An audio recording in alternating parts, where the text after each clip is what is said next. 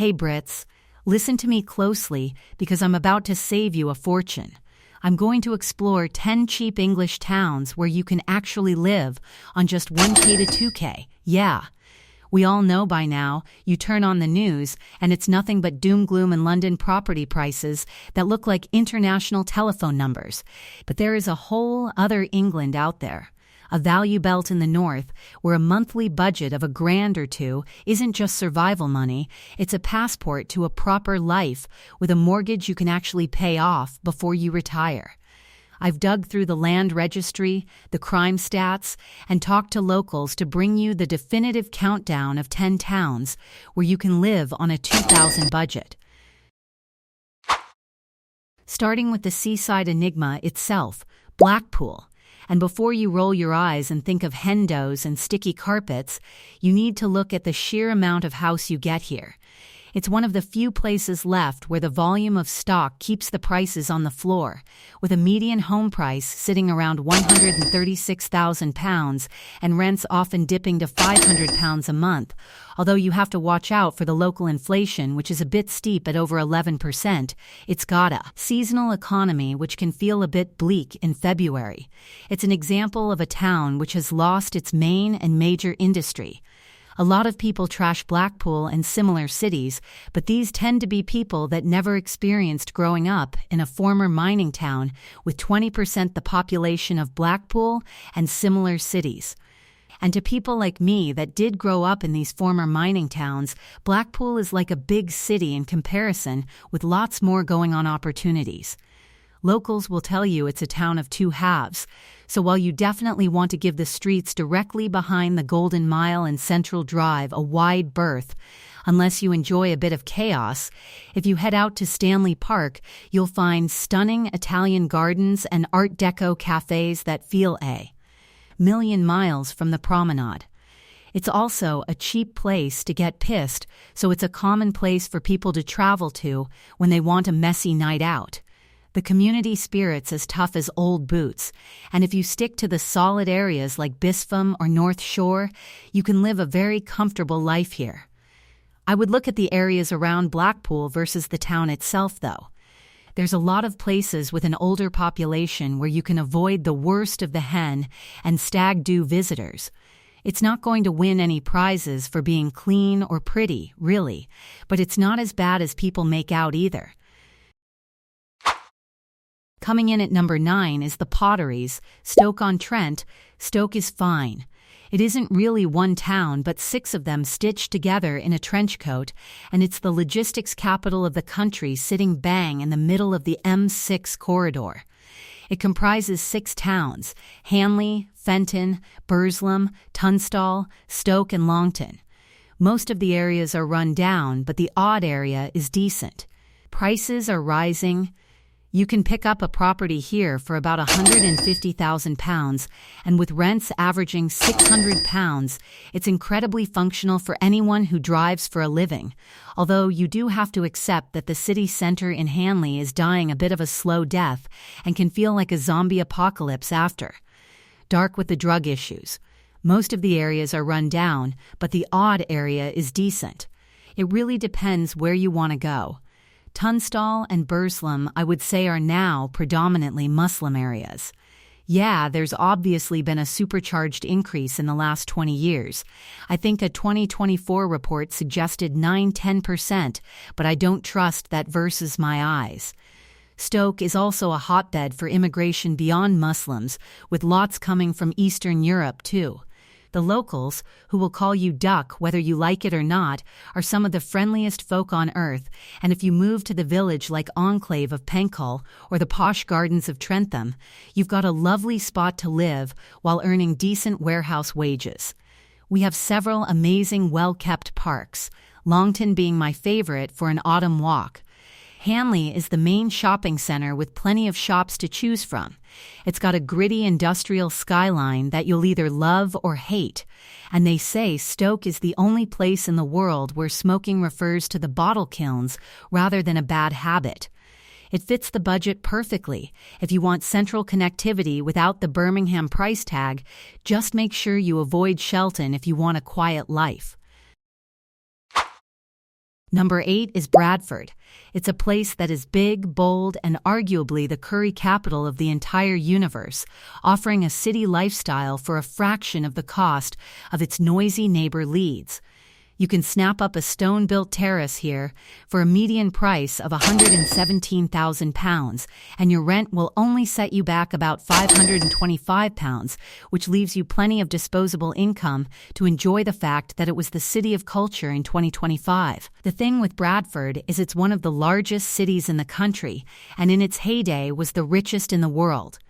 It has some good points. You got great food, a couple of good galleries, the surrounding countryside, but other than that, it's a pretty standard issue post-industrial decline in the northern towns and cities. But not much to do, little investment, little in terms of quality jobs. You have to be streetwise, though, because driving around here is like wacky races and insurance premiums are sky high. Plus, you want to strictly avoid the Homewood and Ravenscliffe estates unless you want drama on your doorstep.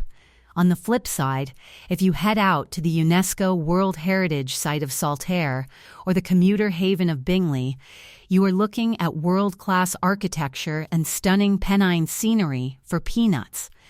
It's the only place where you can get a 3-course meal for a fiver, but your car insurance costs more than your mortgage.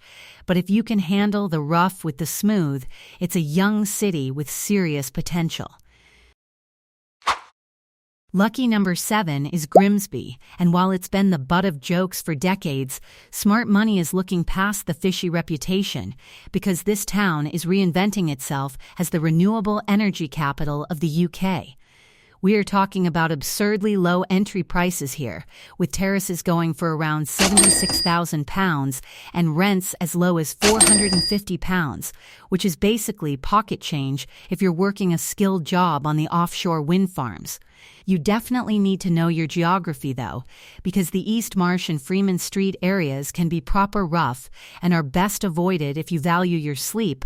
But if you look at Scarthoe or the village of Waltham, you're getting a lovely semi-rural lifestyle.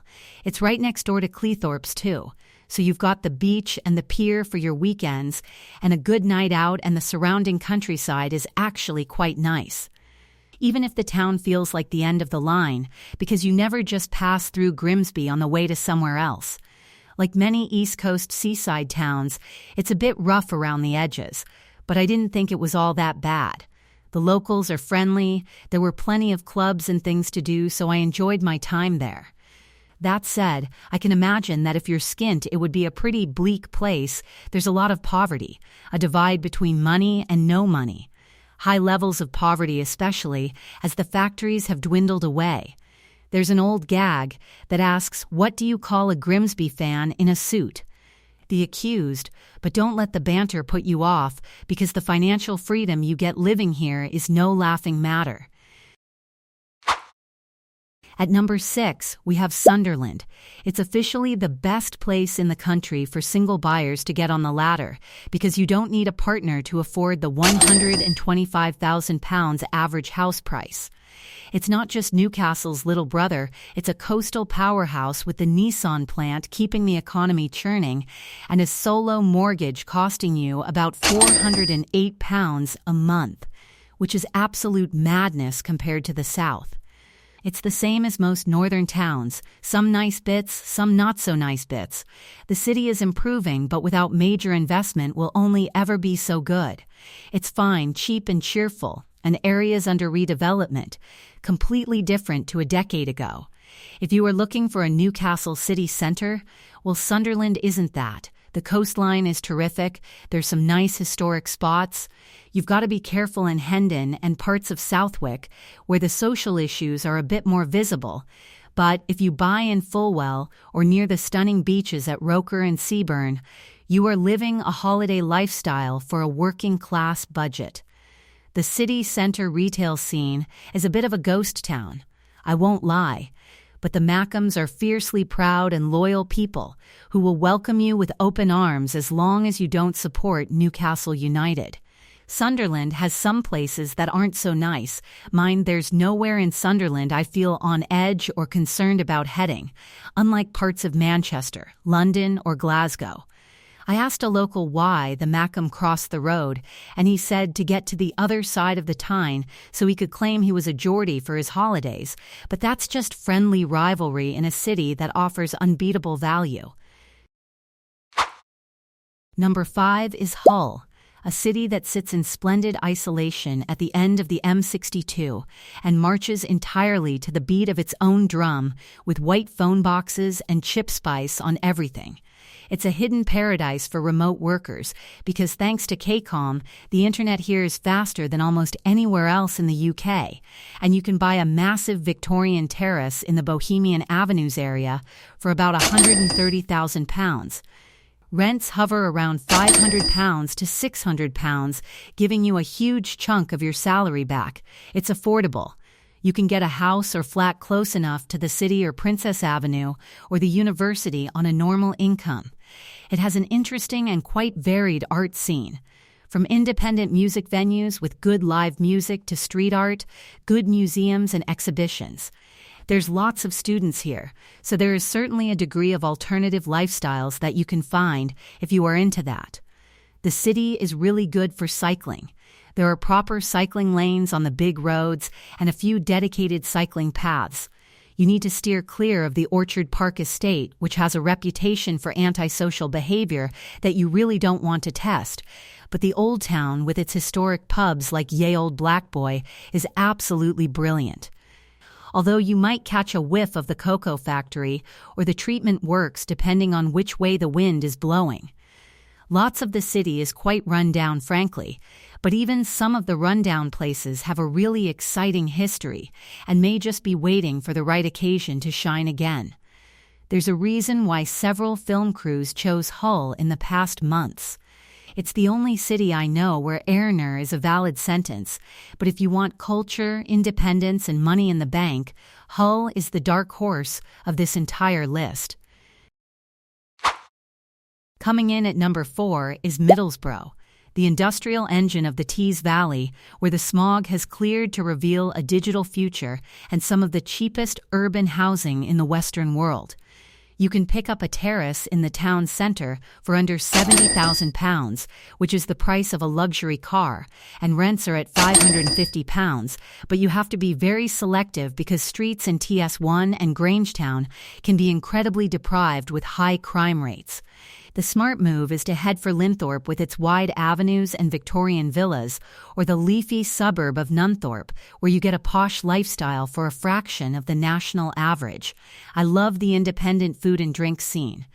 Locals, known as smoggies, will defend the place to the death and feed you a parmo, which is a heart attack on a plate consisting of breaded chicken and chamal sauce, but it's delicious. At the end of the day, it's what you make of it. Middlesbrough has some lovely areas to live outside the town centre. It's got a low cost of living, and some amazing farmers markets nearby if you're into that. If you have a car, you are a 15-minute drive to the beach or Roseberry topping. Sadly, Middlesbrough doesn't have the same opportunities as a city like London. But if it gives you what you want, then it's a perfect place. Into the top 3 with Hartlepool. It's a fascinating coastal town that combines a nuclear power station with a swanky marina full of bars and restaurants that feels surprisingly cosmopolitan on a sunny afternoon. You can live right by the sea here with rents averaging £546 and house prices around £136,000, making it one of the best coastal bargains in the UK, provided you avoid the Victoria Ward, which struggles with deprivation and crime. The best spots are the modern estates at Bishop Cuthbert, or the historic headland, which offers incredible sea views and a tight-knit community feel. There are quite a few deprived areas, but there are plenty of nice areas. The Northeast has many redeeming qualities. My opinion is that Teesside is the beating heart of England and definitely an area that is underestimated by the rest of the country. The locals are famous for the monkey hanger legend, where they allegedly hanged a monkey during the Napoleonic Wars thinking it was a French spy, and they embrace that history with a self-deprecating pride that is rare to find. It can feel a bit out on a limb geographically, but if you want to walk your dog on the beach every morning and have changed from a fiver for a pint, this is the place. Our runner-up is Burnley, nestled deep in the valleys and surrounded by the stunning Pennines, where the commute to Manchester is under an hour, but the house prices are stuck in the 1990s. Full of young, energetic, ambitious, and bright people from all over the UK as well as the world. Can they be up their own bums? Yep. Can they live in bubbles of their own choosing? Yes. Can they have some really strange ideas about life? Yeah. This is the definition of the £1,000 lifestyle, with median home prices at just £121,000 and rents ranging from £450 to £600, although you do need to keep an eye on the local inflation, which is running hot at over 12%. You want to head for the hills to places like Ightenhill and Cliviger for a village vibe, while avoiding the Stoops estate and parts of Burnley Wood where things can get a bit rough and ready.